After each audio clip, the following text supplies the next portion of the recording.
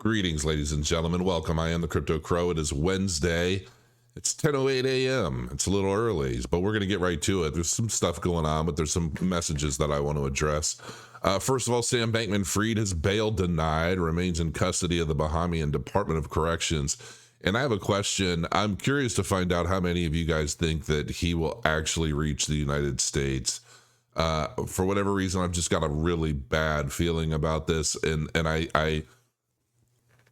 I'm actually shocked that this has actually happened. I'm actually quite shocked that he's been charged, that he has been arrested, that there's all this stuff actually going on. I read I watched several videos yesterday, the hearings and the charges and all of that. I'm like, wow. I mean, this, for whatever reason, I can't help but feel like either A, regardless of all the money he paid out for campaigning and things, it's not stopping anybody from going after him.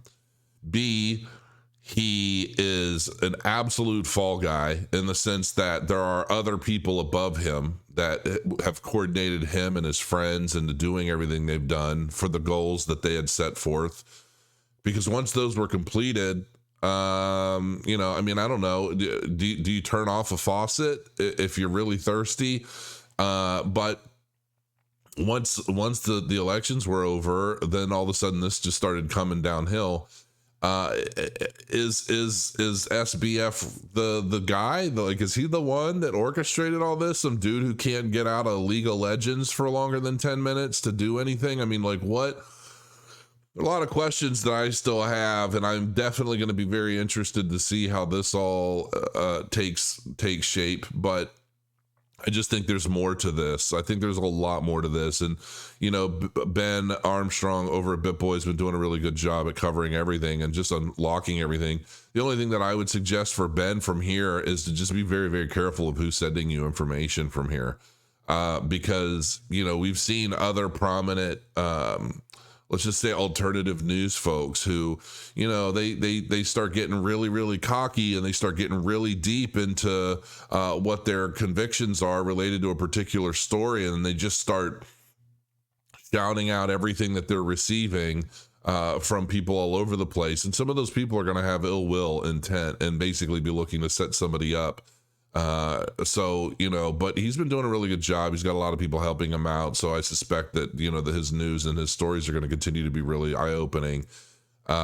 He seems to have his finger on the pulse to all of this. That's for sure. And I don't think I've ever seen anybody with more conviction on a particular topic than Ben does the Sam Bankman-Fried thing. So, I hope it all, I hope it all goes well. I mean, I think something's going to happen. He's either going to disappear, be found still somewhere, or he's going to prison for 50 years. I mean, that's just it. Any way you cut it, I'm pretty sure that SBF's life is over, all because, was it greed? Like, I can't really imagine that this was fueled by greed. I think this was fueled by ability to do something that not many people could, that ultimately expanded and grew his ego and his friends. And I just think that, I don't think this was necessarily a malice thing. I don't think, somebody like a Bernie Madoff, and I could be wrong, and I'm not trying to make excuses for the guy at all. I mean, he's a dirtball through and through, but I don't think that, a guy like Bernie Madoff sits around and he thinks, I can do this. I have all the right friends, all the right connections. I can make millions and millions of dollars and create some Ponzi scheme. And I'm so smart that I'll never get caught and all that kind of stuff. And with a Sam Bankman-Fried, it all comes off to me as somebody who's doing, in his mind, he's thinking he's helping the world. And I really do kind of believe that, because the ideology of a lot of these folks is such that, they really believe that the harm they do is for the betterment of mankind. And so I think that the motives for all of this hasn't really been greed. I think it was just a sloppy, terrible, irresponsible way of taking money from people that, like, what does he think? He thinks he's some kind of Robin Hood. But instead of giving the money to the poor, he's giving it to politicians that he thinks is going to affect the kind of change he believes should happen. I don't know. Any way you slice it, it's terrible. And, I'm just so done with the bad news at this point. I'm done with all of the FUD and the terrible stuff happening. We need some positivity. I think we're reaching a point of capitulation. We're not there yet. I think we're getting closer. The Central Bank of Brazil is planning to launch a CBDC in this year. Everybody's going to have a CBDC soon. It's just a matter of time. And now this is the big thing that I'm interested in.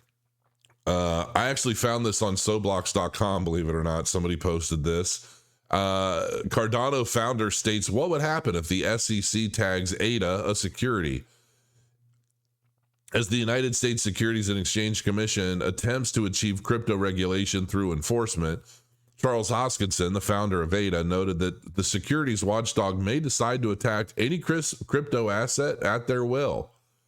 The IOG chief said in a YouTube AMA session, this is the problem with regulation through enforcement. Any given Sunday, it's whoever the regulators decide to pick, there's a big fight. Basically saying, if they think that if they want to make you an enemy, they're going to make you an enemy, and they're going to cost you millions and millions of dollars in defending. And it is kind of bad. I mean, I hate the way a lot of this stuff is structured, but I'm sure, IOHK, Cardano, all these groups, if they had to, they have the resources to fight this kind of stuff. But man, what a waste of money. In the recent Ask Me Anything session, the Cardano blockchain creator and CEO of Input Output also stressed that ADA doesn't come close to being a security. However, he highlighted the possible outcomes that would follow if the SEC chooses to consider ADA as a security. In his words, there is nothing in the history of Cardano that feels security-like, from the beginning to where it's at today, to the fact that the network is fully decentralized and so forth.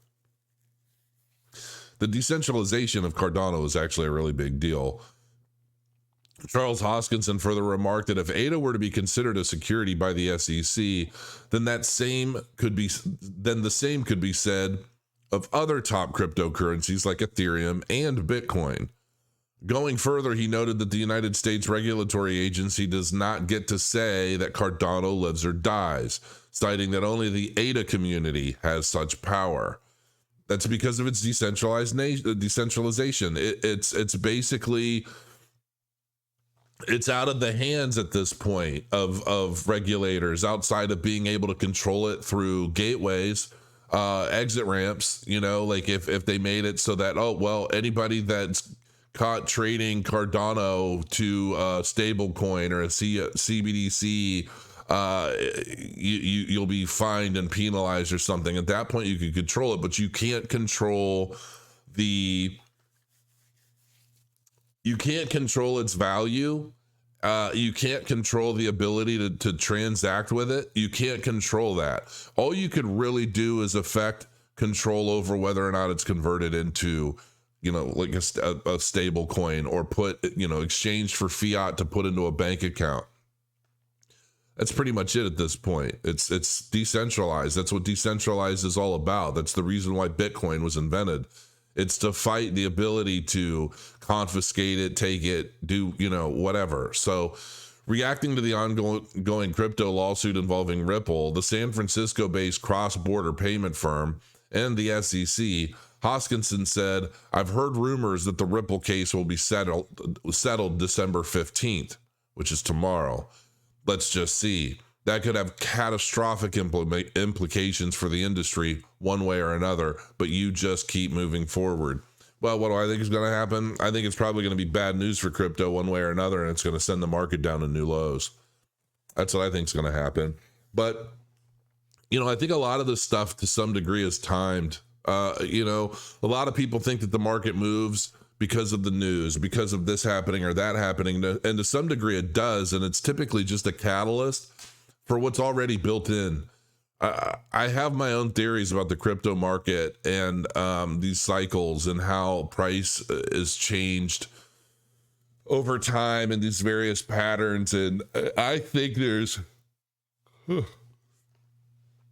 I think there's some sort of underlining algorithm to all of it. I really do. I can't help it. I just can't. And I have spent nights and nights and nights, days and days and days trying to crack this algorithm.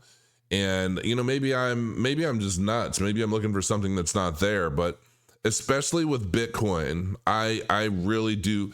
And it could have something to do with high frequency trading.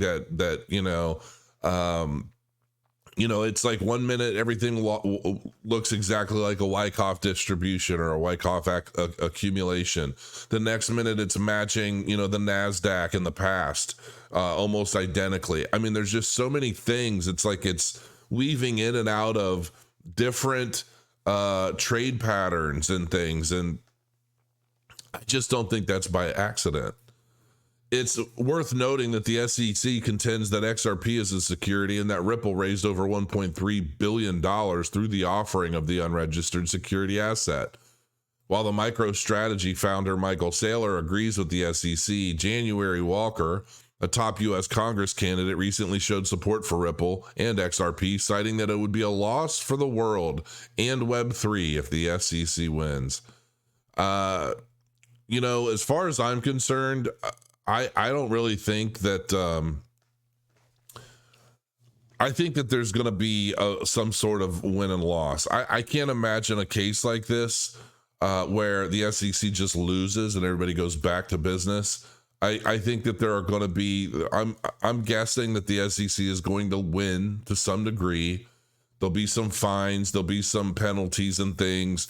The news will initially be bad because they'll be like SEC won, but then because everybody in this country just lives off of headlines, right? Nobody actually reads anything, and it'll take weeks for people to really dive into what actually happened. What does it mean? Okay, maybe the SEC wins, but there are these caveats to the case. And XRP is going to be fine, but the SEC still won, and they're going to have to pay a bunch of money out and then, move on. Maybe there'll be some restrictions or something. But I think that it'll be that news ultimately that sends the price initially to new lows before maybe we get to our bottom, like our actual bottom. Or it's just going to be a catalyst to new lows, and we don't reach our next bottom until January, February, like I've been calling for quite some time now. So we'll see. But that's it for Wednesday.